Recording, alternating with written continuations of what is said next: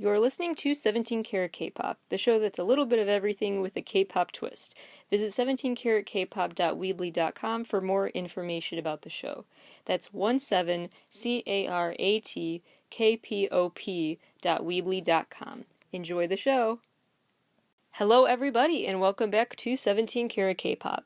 Today we haven't had a K-pop news update episode in a while, so that's what this one will be, and I have some takes to share as well about some big talked about issues among K-pop fans these days. We've got to talk about Blackpink's latest album successes, some military status updates, a COVID update that I wish I didn't have to give, but I will, but there's a silver lining there I'll get to, a new company that was just started up by a previous member of a famous girl group. There are some new modeling campaigns, new TV shows, just a lot of new content from K-pop stars across the board to talk about. I also want to share my top 10 favorite October K-pop releases because October was so jam-packed, and I think we need to spend more time appreciating all of those releases. A lot of updates from 17 to get to that I'm really excited about for them. In Quarantunes, we've got to talk about new apps that are launching for live stream concerts and the results in for how many people viewed Fall's version of a digital K-Con. And I have takes on the Jason Derulo issue, some rumors about SM Entertainment artists, the reunion of Mino and Bobby together, Twice's 5-year anniversary. There's a lot to get to, so in SM Entertainment's new girl group, I could go on and on. So anyway, lots to talk about. Let's just get right into it today. A lot of K-pop queens have been booked and busy, one of them being Blackpink. They recently performed on Jimmy Kimmel Live, and they were also interviewed on that show and had a segment with Guillermo. All of the classics that you get when you get a special Jimmy Kimmel episode. So that was great to see. That was out October 20th, and after that, the Blackpink members performed on Good Morning America. And that is not it for the year. If you are a Blink, you probably know about how long the wait period is. And even if you're not a Blink, I'm sure you're aware at this point how delayed Blackpink comebacks tend to be. So you may feel like now we won't see them until next October, but now it sounds like that's not going to be the case because they've hinted at getting some sort of December album release out. I have a feeling that'll just be a single album as opposed to a full EP or something, but new Blackpink may still be coming this year, and maybe even like a season's greetings type of merch set, just something to keep your eye out for. So not only is that a rumor, but also that, not a rumor, but confirmed, is that Blackpink will still be promoted in the USA, impacting pop radio with their Cardi B collab Bet You Wanna, starting November 10th. So keep your ears out for that one. Also, congrats to Blackpink, whose debut album, called The Album, is now the first Korean girl group album to stay in the Billboard 200 list for 3 weeks. So, not just the Billboard 200, but in the top 10 for 3 weeks. Huge accomplishment, as well as the fact that they sold over 1 million copies of this album, so they broke another K-pop girl group record for that one. And actually, over 871,000 of those 1 million were sold in Korea alone, which is huge because it shows not just their popularity among Korean fans, but also that a huge portion of those albums also were bought internationally, which is really showing the impact they've been making globally. Another queen I am excited to hear from again is CL, who officially released her new single and performed it on James Corden's show, and she announced that her next album will be out November 30th. It's called Alpha, which is the most suitable a name for her ever. I missed her, and I'm very glad CL is returning. Some military service updates. Dawnwoo from Infinite is done. He will not return to the base after he went on this extended vacation with his accumulated vacation time, and due to the new policy, due to COVID and everything, the military is just letting people who have built up vacation time use it and not return to the base, and that's what he decided to do. Mingho from SHINee did get that option as well, but he did the most Mingho thing ever and decided not to leave the base so that he could train the junior soldiers there. So he could have left October 27th, but now he will not officially leave until November 15th. So good for him, but sad for fans who wanted to see him cheer on Taemin at his comeback show or just overall reunite with Key sooner rather than later, but I digress. Other military news, Crush is enlisting in the military November 12th. Daehyun from BAP will enlist November 17th. Chen from EXO officially enlisted October 26th. And Hui from Pentagon is enlisting December 3rd as a public service worker. Some other group updates. Min-chan from Very Very is going to take a break from the group promotional activities due to anxiety. And as sad as that is to hear, I'm also quite grateful that they honestly said that. Again, I love seeing this trend of just more openness about the mental state of artists. And instead of just saying personal reasons, I love when they're just honest and say it's anxiety. Similarly, Jeongyeon is in that same situation in Twice and will take a break from promotions for the new album due to anxiety. Not sure if this is the same reason, but they cited deteriorating health as the reason. By Mihi from Niju will be taking a break from the spotlight as well.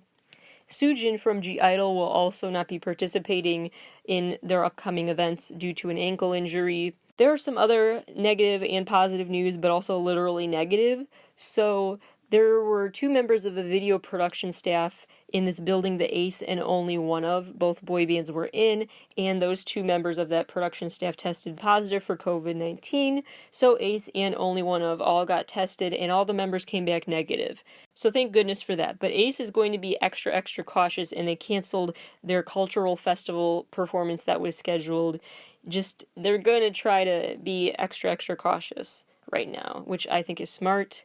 The Melon Music Awards will still go on this year and will now be turned into what's called MMA Week, so I'm excited for all of the wrestling fans to get really thrown for a loop when they realize MMA Week is about K-pop. And so that will be happening online now, December 2nd through 5th. A mix of good and bad company updates. The group Mask, aka MASC, disbanded after 4 years together. They ultimately just cited a desire to go on and pursue solo projects, so it sounds like all the members agree this was a good idea. In better news, though, 3 members of CM Blue all renewed their contracts with FNC Entertainment, so they will continue on as CM Blue for quite some time now. And Minzy from 21, the YG Entertainment girl group, has officially set up her own company, MZ Entertainment. This is a project she's fulfilling with the help of Gon Soon-yeon, who has 30 years of business experience and will serve as the company's CEO. This agency that she started will host dance classes as well as just overall a training program for aspiring K-pop stars. I'm very excited to see what she does in charge of her own company there. In terms of latest PR roles, Lisa from Blackpink is the global face of MAC Cosmetics. Sehun from EXO is the new face of Dior. BTS has a new line of temporary tattoos out. Shonu is the new model for Moschino perfume, which Shonu from Monsta X is the first Korean to have that role. And speaking of Monsta X, they served as publicity ambassadors for the 19th International Anti-Corruption Conference. Eric Nam is the global ambassador for the 2020 Global Media Information and Literacy Week. And lastly, Wavy are the new PR ambassadors for 2020's Korea World Chinese Entrepreneurs Business Week. A lot of literal representing happening this year from K-pop stars. And that includes being featured on TV shows. Taeyeon is going to replace Hyeri from Girls' Day as a regular on Amazing Saturday's Do-Re-Mi Market segment, and she'll be joined by Key as a regular, so we get a lot more Taeyeon and Key interactions coming up on that show, and I'm so excited for that. That's one of my ultimate favorite K-pop friendships. So this is also the first time in 10 years that Taeyeon has hosted a variety show, so that's also really exciting. Chan from Ace is going to be one of the MCs on a new season show called Idol Wonderland that will be out starting November 18th. And BTS made their debut on NDTV, a TV network in India, for an exclusive interview there for the first time. Also in TV news, the BTS music video universe-themed drama TV show cast has been finalized, and the show was renamed. It was going to be called, I believe, Blue Sky at first, but now it's called Youth, which, if you ask me, is a better name for it and sums up what they're all about more. As for social media updates, you can now follow Henry and Sunmi on Weverse. If you have the Kooz app, where the Kooz is like an app that combines different K-pop stories and other social media content in different hubs so you can follow the content from different artists. Now there's an exclusive hub on the Koo's app for Treasure, if you want to check out more Treasure-specific content in your feed. And Oh My Girls, Soonhee and Binnie are both on Instagram now. Congrats to Pentagon, who got their first music show win after 4 years together. More congrats for BY, the rapper who just announced his marriage to his girlfriend of 8 years. And they are going to, due to COVID, have a very small private ceremony. And not just COVID, but his wife's personal desire to keep the details of their wedding private. But they are getting married soon, so congrats to them. AMA nominees are here for the American Music Awards, and BTS is nominated for Favorite Duo or Group in the Pop/Rock category. You can keep tweeting that every day to vote for BTS, and you can also tweet and support to vote for Favorite Social Artist. In the Favorite Social Artist category are EXO, BTS, and NCT 127. Also, what I noticed that I hope we take a moment to appreciate, I know we're all like fussing over and getting excited about the Life Goes On BTS album teaser, but we need to take a moment to also get excited about the fact that November 22nd is when the American Music Awards airs, and BTS might win 2 awards that night, and I have a feeling they'll win both. And then 2 days later, that Tuesday, November 24th, the Grammy nominations come out. I'm just saying, something could happen. Let's keep our eyes out on that week. It could be a big, big week for BTS. So just something to think about and be happy with them about. More super exciting, legendary news. King Daniel is set to work with Paul McCartney's photographer for his first art book. So definitely keep your eyes out for that. Every word in that sentence was exciting to say. Less exciting news really quick, BAP's Himchan was just booked for drunk driving. Not much else to say about that, but that's the news. Let's move on to Quarantunes, the segment of the show where we talk about the very, very 2020 happenings in the world of the music industry and live concert events and things like that. First of all, there is a new partnership between CJ Entertainment and Library Pictures International, which is this LA-based film financer. CJ is the company that actually produced Parasite, and they've also developed a reputation for making a lot of hit movies in other countries. For example, in Vietnam, on the list of their 20 most highest grossing films of all time, 6 out of 20 come from CJ. So CJ Entertainment has a huge role in not just music, but in movies. And they are now teaming up with an LA-based group to co-finance a slate of local language projects for different countries. They are investing heavily in specifically Vietnam, Turkey, and Indonesia. The details of this partnership are pretty vague for right now, at least what's public knowledge is pretty vague, but it is confirmed to be a multi-year deal and a multi-big picture deal. And so it seems quite promising. They really are focusing on expanding on what they consider 3 really ready to expand markets in terms of movies. So that will be very interesting to see how that impacts just how Korean films are seen around the world, because I really hope there comes a day where everyone can name like 5 Korean movies and not just Parasite. And that will hopefully help with that new partnership. As for concert updates, there are more and more ways artists are continuing to try to stand out in terms of the live stream barrage we've been getting these days and other ways to just enjoy music. A cool live stream with a unique idea is Sam Smith. They are going to dedicate a song during the show to a fan. So any lucky winner of so what you can do is you can comment on an Instagram post of theirs, and someone will randomly be selected from those Instagram comments to have a song dedicated to them during the show, which I think is a really cool idea to incentivize people to check out your live show to see if you get a song dedicated to you. That's a great idea. Speaking of great ideas, Kid Cudi is working on a new app, Encore, and his 3rd album in the Man on the Moon trilogy, but we don't have to talk about that today. That's for a different show. Anyway, so Kid Cudi is back with even more than just music, but with the app Encore. He's a co-founder of it, and it's unclear how much of a hands-on role he'll take going forward, though, how much of a technical role he plays in it, but he did help create it. It's currently in a private beta stage, too, so you can't download it yet, but It sounds like it's going to be really exciting, although it doesn't sound like it's going to be exciting for any reason yet other than it's Kid Cudi, who just he's a creative genius in some ways, but as opposed to its actual technical functions, I'm not sure yet what distinguishes the app Encore from other live stream apps competing for our attention these days, but I will keep you posted when news gets revealed more about this upcoming app he's working on. It sounds like it's just going to be entirely live stream focused for this socially distant concert era.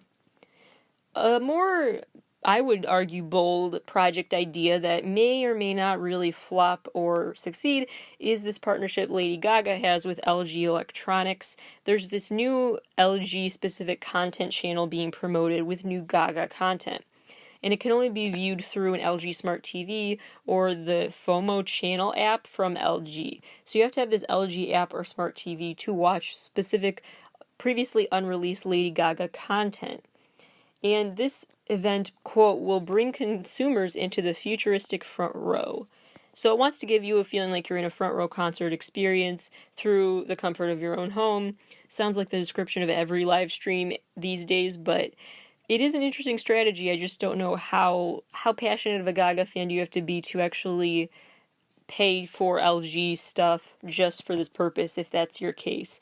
I don't know, but we'll see if it's a popular option. It's a great promo opportunity for LG Electronics, that's for sure.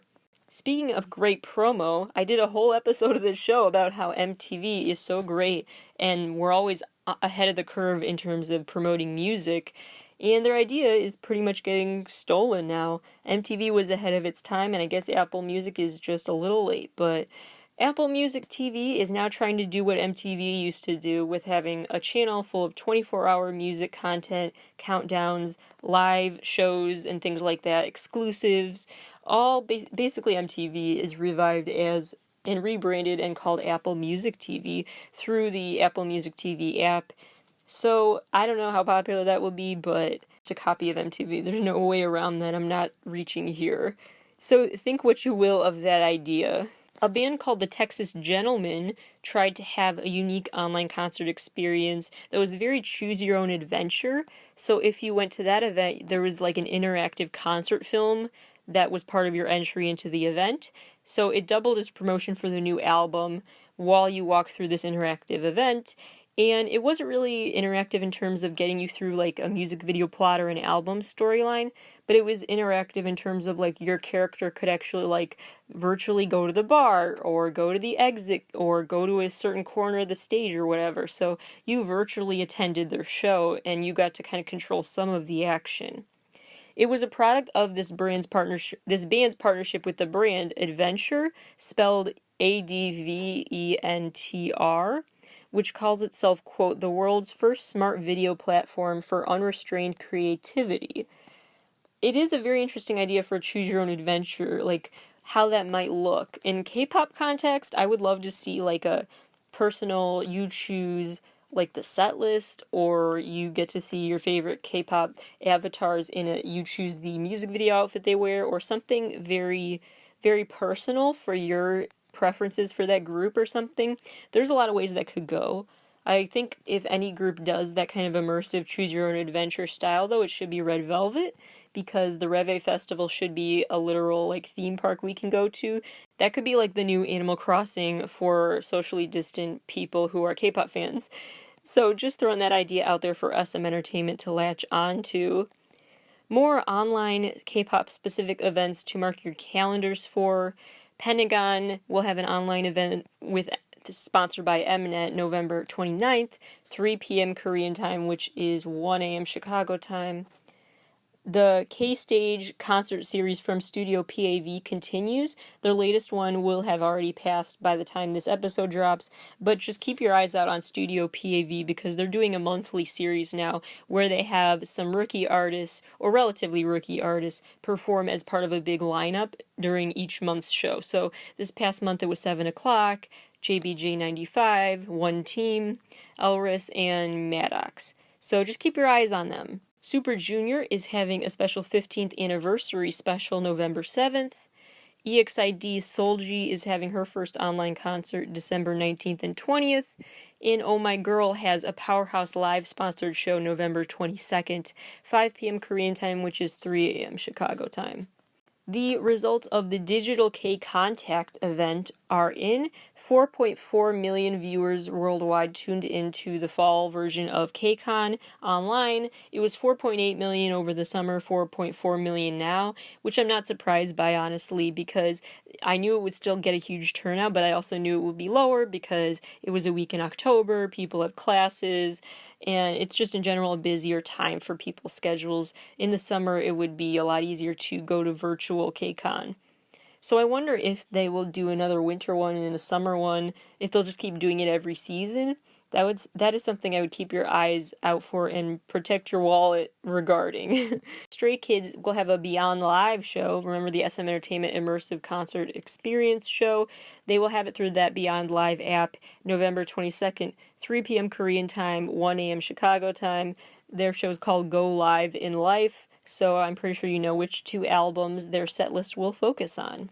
Lastly, the Flaming Lips did have that show we've been talking about where they literally all stand in these physical bubbles, these giant inflatable bubbles, and kind of are layered on top of each other, and all these people are running around in their bubbles, and that's how they watch the show outdoors.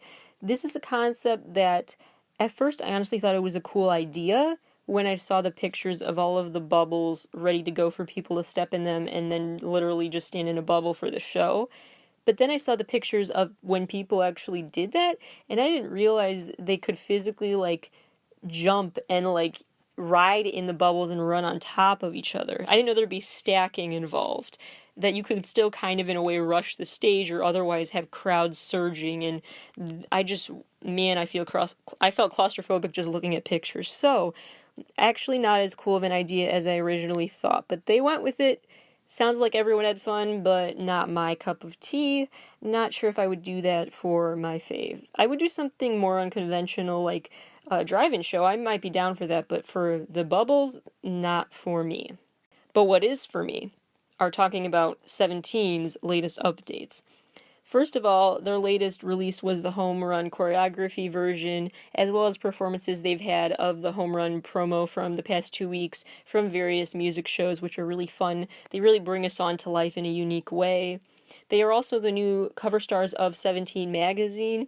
The only thing better than 17 the band with 17 the magazine would be if 17 Carat K-Pop the podcast was also thrown in there, but that could be like a Holy Trinity situation, but we'll see. In the big 17 news is that they were awarded the Prime Minister's Commendation at the 2020 Korean Popular Culture and Arts Awards, which is a fancy way of saying that 17 is getting what they deserve. Congrats to them for that major award and that recognition for their impact on Hallyu worldwide. Not to say that fan-voted events are rigged or not worth celebrating, but I also think it is worth noting that this was not a fan-voted event. This was a cultural insider-voted event. This was an event where very prestigious people in the world of trying to spread Hallyu culture and just in general protect and promote Korean culture, the fact that they are being recognized by those people specifically for their contributions to Hallyu is a huge deal. So congrats to 17 for getting the appreciation they deserve. Some stat updates to go through real quick before I get onto my hot takes about the latest going on right now in the world of K-pop. Congrats to NCT for being the second group in K-pop history, only the second group in K-pop history, to sell over 1.2 million album copies in 1 week. Also, huge congrats is deserved for N-Hyphen, who already has the Gold Creator Award, aka the Gold Play button from YouTube, and they haven't even debuted yet and won't till November 30th, but they're already that hyped up. Magic of Big Hit Entertainment, I can't argue with that. Twice's Eyes Wide Open album topped the iTunes charts in at least 32 countries. Luna's album just entered the Rolling Stone 200 album chart, and NCT also made their debut on that chart. The Luna album topped the iTunes chart in 49 different regions. Mamamoo's Dinga Dinga single topped the iTunes charts in 12 regions. BTS won Best Group Video for Dynamite at the Japanese VMAs. And their School Love Affair album that was out over 6 years ago suddenly entered the Billboard 200 again for the first time, actually. So again, it was charting, but for the first time on the Billboard 200, and it reached number 12. So I guess we're all feeling super nostalgic for the school love affair era of BTS. Mark from Got7 now has 6 million Twitter followers. Jay reached 1 million YouTube subscribers. Juhani's Psyche video reached 100,000 views. And entering the 10 million views club, Dawn Diddy Dawn by Dawn, Why Not by Luna, and Drip by Jessie. 60 million views reached by NCTU's Make-A-Wish, which is the fastest NCT video to reach 60 million views. Entering the 200 million views club is On by BTS, Lovesick Girls and the Boombaya Dance Practice by Blackpink, and More by Twice. 350 million views club, Ice Cream by Blackpink and Monster by EXO. BTS's Dynamite has 500 million views. Jennie's solo video and Twice's TT video both have 550. 600, Blackpink's How You Like That. 650 million, BTS Blood, Sweat, and Tears. 1 billion views, BTS's Boy With Love. Super M Super 1 album now has 100 million streams. And BTS's Dynamite now has 300 million, which is the fastest a Korean artist song has reached 300 million streams on Spotify. And last but not least, Blackpink's Light Up the SKai Netflix documentary was the second most watched movie on Netflix in its premiere week. And I believe it's still at like third place now for viewing, so their Netflix documentary is, needless to say, successful. After the break, we've got to talk about everything from ATEEZ to Derulo to Bobby to Twice to the Refund Sisters to car brands to Pentagon. There's a lot going on, so I will get right back to you after the break. We Need Diverse Books is a 501c nonprofit and a grassroots organization of children's book lovers that advocates essential changes in the publishing industry to produce and promote literature that reflects and honors the lives of all young people. Essentially, We Need Diverse Books is a nonprofit that is there to make sure kids feel themselves represented in the stories that they read. Visit diversebooks.org for more information, and please consider donating today. There are some yay and nay stories that are kind of a mixed bag and fall into both categories a bit that I have to talk about today, but before I get to the mixed bag stuff, let's just get to the straight up nays and straight up yays. Nay number 1 is Jason Derulo's behavior lately. And ARMY have really been speaking about this a lot online already, so I won't spend too much time already stressing the points that have already been made, but it is frustrating that his new song Savage Love got the BTX remix treatment, and then Savage Love reached number 1 on the Billboard Hot 100 chart. It had not been able to do that without BTS's help, and so Derulo was tweeting and talking about thanks to my fans for getting my song up there on the charts, and so the ARMY was rightfully upset that he was just kind of ignoring the fact BTS helped get him that number 1. And what I would say is I wouldn't even bother talking about this, honestly. It would feel like a waste of time, and who cares if it had been just that social media chatter. But then he went on to celebrate this big win with a whole dinner celebration. A bunch of famous influencers were invited. It was this A-list party to celebrate the song hitting number 1. He bought everyone dinner for $112,000. It's one thing to maybe forget to thank someone in a tweet or a speech you give at some point in your career, but it's a whole other level if you decide to go party it up over your big win and still fail to mention who helped bring that win about. So I've just been very upset with this attitude lately because BTS really added something special to the remix and helped to get to number 1, so I just wish he would give them their due credit. But as of recording time, at least, he has not done so yet, and I don't see him doing that anytime in the near future. So these are the kind of Western and K-pop crossover collabs that upset me. It's the ones that are and you know which ones I'm talking about if you're in certain fandoms, so I won't name names here, but there are certain collabs that have happened where it's like, this was clearly phoned in by the Western artist. Clearly it was just kind of, their company said you should try this for your career or something. It feels like just clout chasing, and if you really have respect for the K-pop artists and want to perform with them, like Dua Lipa, for example, she's really sang the praises of Blackpink and was very excited to see that collaboration come about, and Selena Gomez with her Blackpink collaboration as well. And so those collaborations I really support because that's really cool. I love seeing this new globalized world of music crossovers being so normalized and routine at this point. And so I love that cross-cultural collaboration and sound and everything, but it gets frustrating when it feels like it was just for that marketing, for it being a trend. When it's treated like that trend, so you should jump on the bandwagon, that's different than if you genuinely wanted to partner with that person. So, as much as I love the new globalized music landscape that makes these collaborations easier, I also hope that people don't use that new landscape in a way that feels manipulative and wrong, and Derulo has been in the wrong in this situation. So, definitely a thumbs down for him not giving BTS the respect they deserve. A little goes a long way with shouting them out, and he didn't do that as of recording time. My nay number 2, just because I'll get the nays out of the way quickly, there's been quite a disappointing reunion, which, hear me out here. So Mino from Winner released his second solo album the other day, and it has a collaboration with Bobby. And way back when, it feels like forever ago, but it was probably only a few years ago, we had a whole Mino Bobby subunit release that people don't really talk about anymore, but I want to bring it up because Mob was everything. That Mob EP, MOBB, Mino and Bobby, their names combined was Mob, and they were like a rap duo. And their songs were so good. I mean, Full House is still my jam. So I had high hopes for this Mob reunion of sorts for Mino's album, and I'm not a fan of this new collab. My hopes were higher for it to be like a Full House 2.0, but it sounds nothing like their big hits like Full House was. I was just disappointed by this Mob reunion, but at least there's still a chance. This collaboration shows that there is still a chance they might do something else with Mob in the future because they are still on good terms and they collaborate and they're willing to work together on music. So really hoping to see Mob reunite with a better son in the future, frankly. 2 quick yays before I get to a few more situations that kind of are both yays and nays in certain ways. So a big thumbs up to the new ATEEZ show from Kaiko M. It's called Adventure Reality Show. That's kind of the branding of the show. It's going to be an adventure reality show called ATEEZ Fever Road, which, quote, draws from the ATEEZ universe in its tightly written storyline.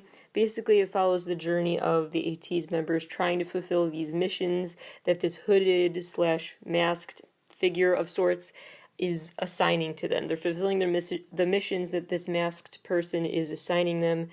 And the plan for the show is going to be that it'll have 15-minute episodes, about 8 of them. So if Quibi hadn't died out by now, maybe there would have been a cool lifeline for them with an ATEEZ partnership, just saying. Anyway, so this is airing now Mondays and Thursdays, 12 p.m. Korean Standard Time, again from Kaiko M.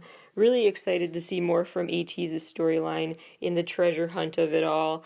I really would love a full feature-length movie with their movie plotline, music video content. Honestly, that would be so dope. And yay, number 2 for now, the Refund Sisters concept and comeback. So if you didn't already know, there was this new project group featuring 4 long-term famous K-pop stars famous in the K-pop and K-hip-hop community scenes, and they were all 4 teaming up to create a project group of sorts for this one single, and so they decided to go by the name Refund Sisters, and which at first I was like not a fan of the name, but then it kind of grew on me, and now I kind of find it just fun, and I'm here for it. And especially because of the way they're marketing the project, where they basically teamed up and released a single and video for Don't Touch Me, which is a great anthem, and they made a very, very limited amount of these vinyl albums with that single on them. And so 100 of the people who purchased those vinyl albums, out of the limited amount that was made available for 1 week only, will get a refund. So you could buy their album and then the lucky winners actually just get their money back. And that means they would have gotten the album free. And this was the US equivalent of $17.40. So that's a pretty sweet refund. I just thought it was fun and an interesting twist to the album buying incentive of you can get a new photo card or you can get an exclusive poster if you buy the physical copy. With them, it's not getting something extra. It's the possibility of getting something that you taking something back that you had given them, which I found just an interesting twist. Thumbs down to the mob reunion not meeting my expectations, and thumbs down to Derulo, but thumbs up to the Refund Sisters and to the new ATEEZ show. Now, as for the topics where the lines are a bit more blurred about what I like and what I don't like about them, I really mostly just like this. But there's just one little detail I'll get into. So we have to talk about the SM Entertainment hosted event that was the other day called the Beyond Drive event. They already have their 3D AR/VR concert series that shows how SM Entertainment really is in that scene of next level technology. They're really very futuristic with their advanced level of just innovative ideas for concerts and performances and stuff. So anyway, so those elements have been on display at their next level live stream concerts for their artists in the Beyond Live series, and yesterday they had the Beyond Drive event. This Beyond Drive event was essentially a 22-minute mini movie, which you can watch on YouTube now on SM Town's YouTube account, and I will also include the link in my weekly recap blog that will be on the show's website. But anyway, so it's basically a 22-minute mini movie starring Kai, who basically starts out as a little boy, and then suddenly you see him as Kai, as the age he is now, still having the same childlike imagination, is essentially the gist of it. And he's visualizing this whole elaborate world, all brought to him thanks to driving a Hyundai. And it's just the most elaborate extra car commercial you can think of, combining all of this cool 3D settings and all these cool musical numbers. There are several musical numbers with like actual cast, so it mixes virtual and human performance elements. And so it's kind of like SM Entertainment artist concerts, but it's all a Hyundai commercial that lasts 22 minutes. There's a lot that I was thinking about and reflecting on after watching that and during watching it. SM Entertainment always knows the right playlist. Like, I tried really hard to find certain songs that were in that mini movie, because the whole thing is kind of a silent film of sorts, but with music. So no one's really talking, there's not dialogue, but there's music. And so I tried to find the songs from that mini movie, and I'm running into nothing. A bunch of dead ends. So I don't know if that's unreleased SM Entertainment music or if I'm just totally ignorant about who sings those songs, but they were all bops, and I'm kind of upset wondering because I can't find them. And so if anyone knows, feel free to let me know, but it's really smart of them to do that, though, because not only am I talking about this commercial, but I'm also talking about the music so I may be indirectly promoting an artist that has yet to be announced music releases from them too. So anyway, the playlist really goes off throughout the movie, and that was already enough to keep my interest. So the second thing I noticed about watching this was how immersive it felt. It really was like I was just in a movie theater or something watching this, which SM Entertainment has always excelled at, really is really immersing you in a music video world, and this was in a way an extended music video. The third thing that crossed my mind was that this is so smart marketing-wise. Again, SM Entertainment ahead of the curve with that, because not only is it promoting Hyundai and promoting EXO and Kai and Super M, but it's promoting SM Entertainment as a whole. It's promoting whoever sang those songs that I love and can't find. It's promoting Bose. I saw Bose products got their special close-ups in the video, and there was so much in that video that could be used for an advertisement. So it was very, very chock full, and my attention was sucked in. So it was a great time where they could bombard me with product placements, and I wouldn't care as much because I was so interested in how the story went forward, and I was so into the music playing, so I didn't really want it to end, which is really something remarkable to stop and think about saying about a commercial. When a 2-second ad plays before a YouTube video I'm watching, I am already somehow impatient and thinking, come on, hurry up. But when a 22-minute commercial plays, suddenly I'm hooked. That is the magic of SM Entertainment. My fourth takeaway from watching that event was that it was a great way for them to help promote aespa, the new girl group from SM Entertainment, because one of the members from aespa was one of the main dancers that danced with Kai in this video, which really helped provide a little clue as to what aespa's story will be all about, because it's this immersive virtual reality style world with magic powers and the like, and that is something that is overall already established as the concept for this new girl group, that they will mix virtual and just physical elements of the world in their story. And so this was a way to really tap into that imaginative world and get fans excited for more. It was a great teaser for what to expect, and she's a very good dancer. It's really helping boost fan expectations for the new girl group, because we know, wow, the SM knows how to recruit these girls for the group. They've already, if one of them is this good at dancing, seeing all four together will be really, really mind-blowing. And so Soo-man Lee has been doing some interviews about this event and SM Entertainment being so innovative with their uses of technology. This key quote about aespa's debut really stuck with me. Quote, "The group is what I've dreamed of as it projects a future world centered on celebrities and avatars, transcending boundaries between the real and virtual worlds." Another quote from that interview I found worth noting. "During offline concerts, due to limited access to stage equipment and spatial and physical constraints the stage has, stage moods cannot be changed instantly. In Beyond Live, no such limitations exist, and it's possible to direct the stage freely." Shameless plug, these quotes made me think a lot about what we've been talking about on 2 episodes of the show previously released that I will link to in my weekly roundup. One of those episodes is If I Could Turn Back Time, If I Could Find a Way V, which you can probably find on my website if you click Best of Episodes. It's probably in that list because I really am proud of that one. Anyway, and that one talks about my senior project, which you can also read in full and see pictures of and everything on my site as well. And that is all about these CGI characters and how they serve as social media influencers. So I really try to unpack in that episode and in my report that's on my website now what the implications are of that, how virtual avatars are really stepping into the real world, how overall the lines between reality and the digital world are really blending more and more, and those lines are becoming more and more blurred. And so his whole project idea, Mr. Soo-man Lee talking about aespa, is really in line with where I see the industry headed, the music industry and just entertainment overall. I also dive into more of the ethical implications in an episode of my other podcast, How to Stand, called Miku, Holograms, and a Redefining of Reality. I believe that is How to Stand episode 3.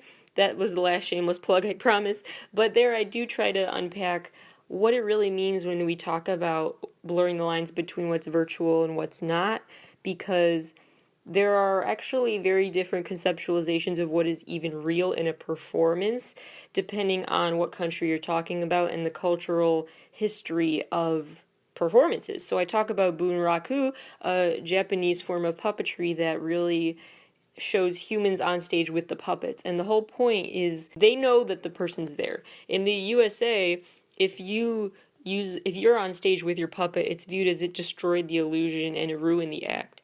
But in that Japanese form of puppetry, it's the opposite, where they're supposed to see you on stage with your puppet. And then if they didn't, it might be weirder, or just, it's very normalized to see the person and the puppet.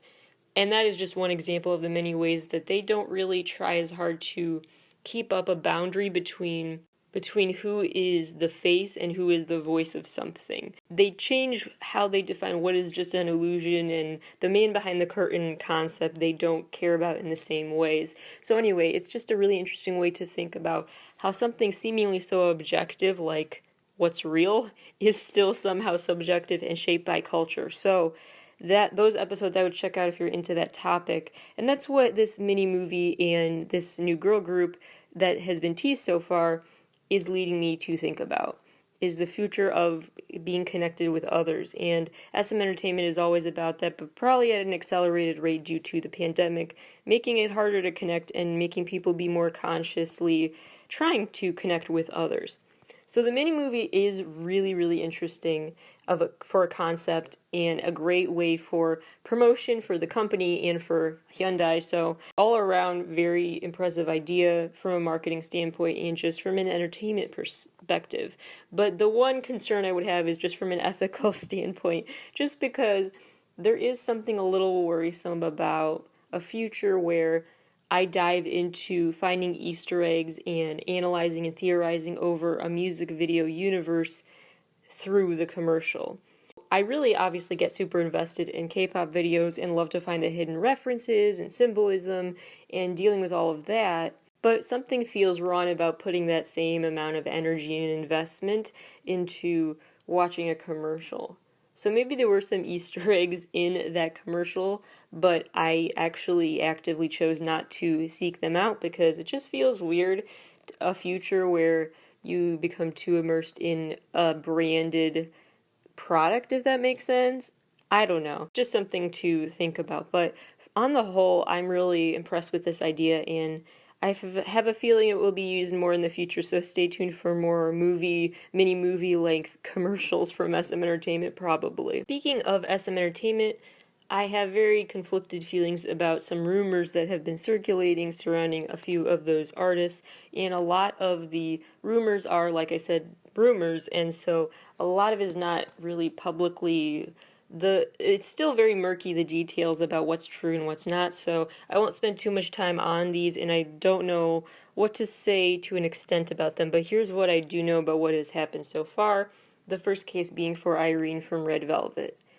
So someone who previously served as Red Velvet's stylist for a few shows posted online saying that she had bad experiences with Irene and that Irene had a habit of behaving rudely towards staff members, showing off entitled behavior and things like that when she didn't get her way.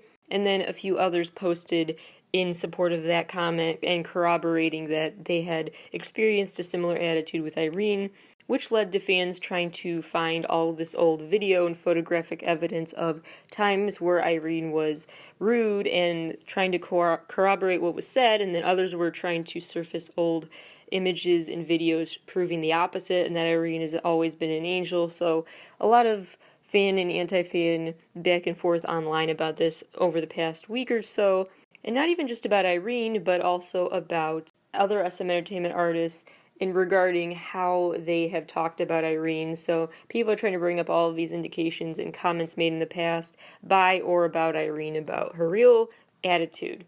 So Irene issued an apology on Instagram, just apologizing for being inconsiderate and careless and immature in the past. And the former stylist issued a statement saying, "Put this to rest, please.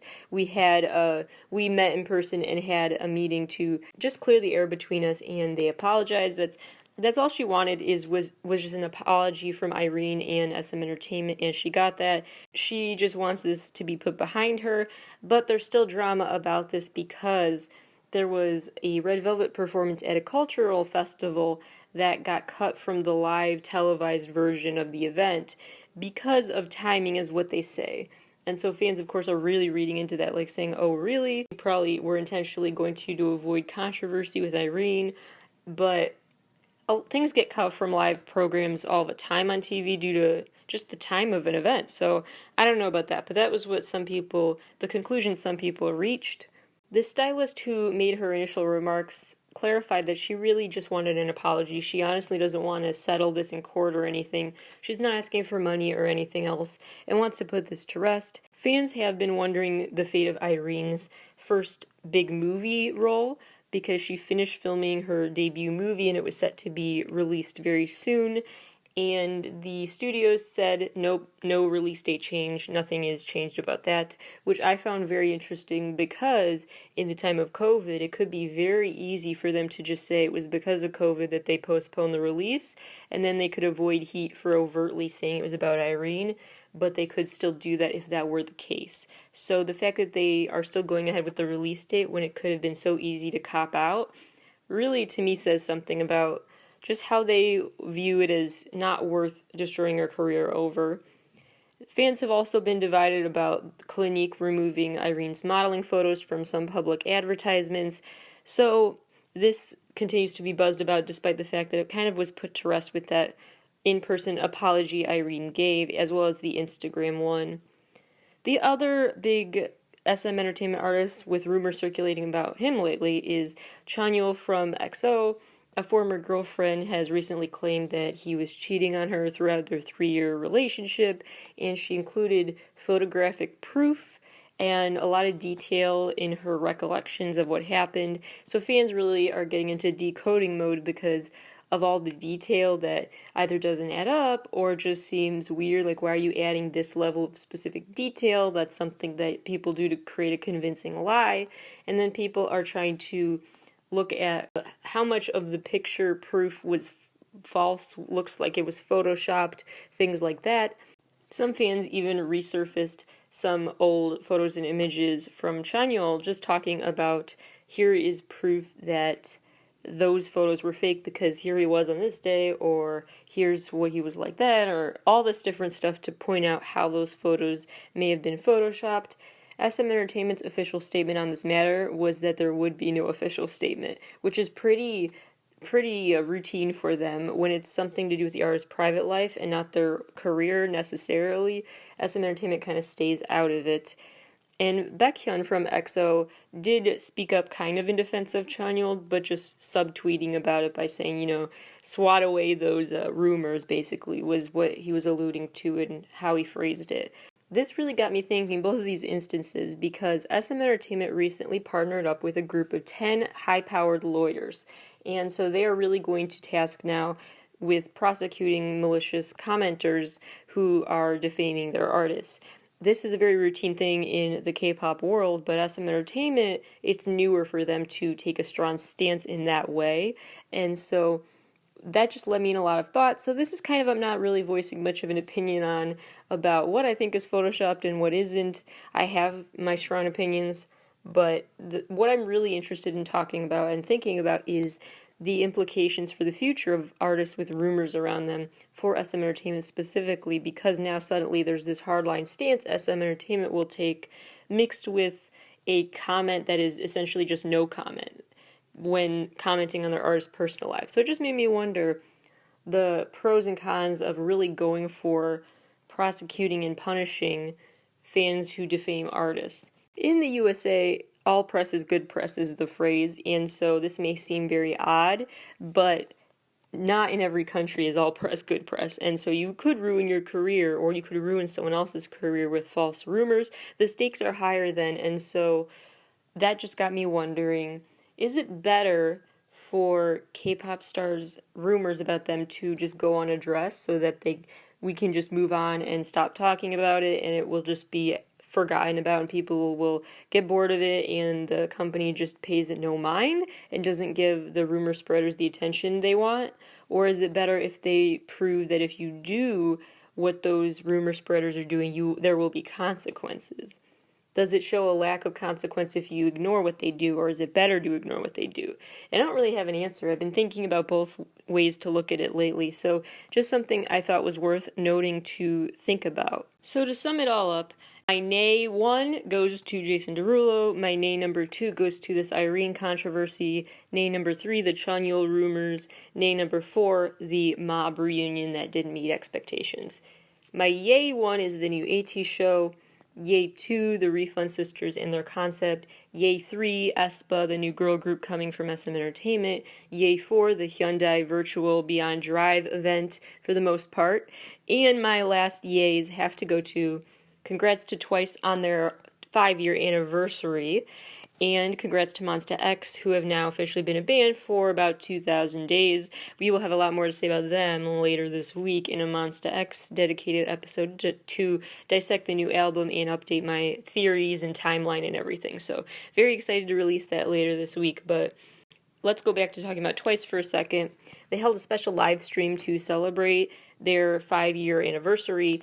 It was an over 2 hours long event where they performed Say Something before it was released. This new album and the single I Can't Stop Me, I really enjoy. I love their concept, the clueless vibes of their outfits I love so much, and the preppy suit looks from their album covers. The whole wardrobe for this comeback I love. The disco style pop bop of I Can't Stop Me. It's just such a good song. I love that. I love how they have a more mature sound that doesn't stray too much from their old sound. Overall, I'm just really excited and happy with this new Twice album and the single and everything. The one thing that I found very interesting is how now it looks like they are really focused more as a group, not on just singles that are catchy, but on singles that build off of each other. So as opposed to just these singular releases, they're having ones with more of a through line, it seems like. I hope they stay in this direction because they have overtly clarified that more and more their last single does directly relate to the new single, I Can't Stop Me. And so I hope they continue to have those partner songs in a way, because that would be a really interesting direction for them. Their album and single this time is ultimately about what More and More started talking about, where More and More was all about that temptation and what happens when you reach that line between good and evil, or giving in versus resisting temptation. And now I Can't Stop Me is about when you did cross that line and now you are giving into temptations. I found that a really unique way to look at a concept. Some B-sides that I found very noteworthy or interesting, just story-wise, Handle It is a song really about after a breakup, just feeling angry about that. And the members were talking about how Handle It is an interesting song because they haven't actually had much of a discography about a breakup yet. So that was just an interesting, more mature way for them to direct their music, which I found interesting. Queen is a very self-explanatory song about all of us being queens as we are, which I love the message of. Very much like their Japanese single Breakthrough. And Do What We Like is about really branching out and expanding your horizons by taking that leap of faith and trying something new, even when that's frustrating or worrisome to you. So overall, some really great confidence-boosting anthems from this new album, as well as others that just deal with complex emotions and again shows Twice's maturity, which I appreciate. Let's close out the show by recapping my top 10 favorite K-pop releases from October. The first one, these are in no particular order, by the way. The first one would have to be Twice with the Eyes Wide Open album that we just talked about, as well as some other albums we've already talked about, so I won't go into it much here, like Luna's new album, 12 o'clock/midnight, however you want to say it, TXT's Blue Hour their first mini-sode album, NCT 2020 with Resonance, of course 17 with Semicolon. Let's talk more about the ones that I haven't really talked much yet about on the show. Number 6, I would have to say Pentagon's new album, Weath, however you want to say it, with the single Daisy. That album is another great job from them. Daisy is really cool because it's like their last single where it sounds very cute, but then the video is actually quite a dark cinematic story, so that's a very interesting direction they've taken. So I would have to just give them all the praise this year for taking that darker route that, again, doesn't stray too far from a classic Pentagon sound. Number 7, I would have to say P1 Harmony. I know I was kind of hard on them about the band name at first and I still think that they should go with something different, because if it's abbreviated to P1H, I will always think of PH1, which is a different artist, but anyway. But their music I'm really a fan of, so there have been a lot of boy groups that just debuted with and Drippin' and Treasure that was a little bit later ago, but anyway, MC&D, there are a lot of newer groups this year that are really taking the K-pop scene by storm, but I hope P1 Harmony does not fall amid the barrage of new boy groups. I hope they get their time to shine and people pay attention to them. Number 8 has to be Lee Soo-hyun, who made her solo debut actually this past month with Alien. I was really surprised in a good way by the sound of Alien, which also has a cool virtual meets human real world theme in the music video, so I would recommend you check that out. And it's a very cool song with headphones on especially. There's something about the way the music literally moves from one ear to the other throughout the song. Whoever made up the instrumental for it just deserves all of the support in the world. So I really love that song, and it got Grimes' approval, which is huge for me, of course. And in general, though, if Grimes gives it approval, that kind of gives you an idea what it sounds like. It's a very futuristic vibe. It's a very atmospheric type of song in a way, but it's also a catchy pop song. It's a very cool blend, and it's quite a departure from her sound in her band with her brother. So I found that a cool, very unexpected direction for her, and I'm excited for more solo work from her. Number 9, Dawn's EP and the single Dawn Diddy Dawn. Although Butterfly or Ordinary Night is probably my favorite from the EP, but the whole EP really goes off. I really love it. I admittedly was not the biggest fan of his solo debut, but this new album is really top notch. Highly recommend it. It's just really catchy. It's got a Jessie feature, which I always love. It's very TikTok ready, although the dance is a lot more complex than your average TikTok dance, so I will not be attempting that, but go knock yourself out if you've got a couple hours to kill. But anyway, it's a lot of fun. Lastly, I have to say, Juhani with the Psyche mixtape. It really is his best work, and I'm not just saying that because his work does seem to continuously get better as a soloist, and I'm super biased, but also because it really is, I think, from an objective standpoint, he's getting better as a musician, and especially because he's telling his story more honestly. This is his first mixtape, I believe, I believe it's the first release he's really had since he officially opened up about taking a break from the group due to anxiety issues, and so for him to release a mixtape that is super vulnerable and addresses that as well as other complex emotions, I think that will have a good positive impact on listeners, and he's just so inspiring. So really, really, really happy with that EP. Juhani has just done it again, so congrats to him. It's really such a well done EP with a lot of deep meaning, and it's his most vulnerable yet, which I think paid off, and you can sense that in the music. That's ultimately what brings the message home, is that the raw emotion in the songs just makes them feel like they're more objectively and subjectively good songs. There's feeling there, and that's what music should do. It should move you in some way. Maybe sometimes that moves you in a way where you are just cringing, but either way, it should have an impact on you. And so I really, really love the album, especially Smokey, especially the kids that sing the chorus part after the bridge, because it just gets me kind of emotional whenever you hear a little kid voice in a movie or a book, or I don't know. If you hear or think about a little kid's voice in a project, it feels suddenly like it adds something to that project that's just very emotional and real, and just not putting on an act. And so the kids' chorus of voices in the song Smokey just got me kind of emotional, because it's like he's talking to his younger self, and it's really quite a unique song. Was both therapeutic scream and a therapeutic meditation tape at the same time somehow. He blends a lot of unique vibes in this mixtape, rapping and also a bit of singing, so highly recommend. So, 17, NCT, TXT, Luna, Twice, Pentagon, Dawn, P1 Harmony, Lee Soo-hyun, and Juhani win for October. Winning for November is Monsta X with this new album, which we will unpack later this week. And then, of course, Taemin's Never Gonna Dance Again Part 2 is out next week. We have to talk about that in a future episode. Lots more releases to look forward to and more content to cover on the show, so stay tuned. I will continue to talk about it on the show. So see you later in the week for the Monsta X episode. Thank you all for listening.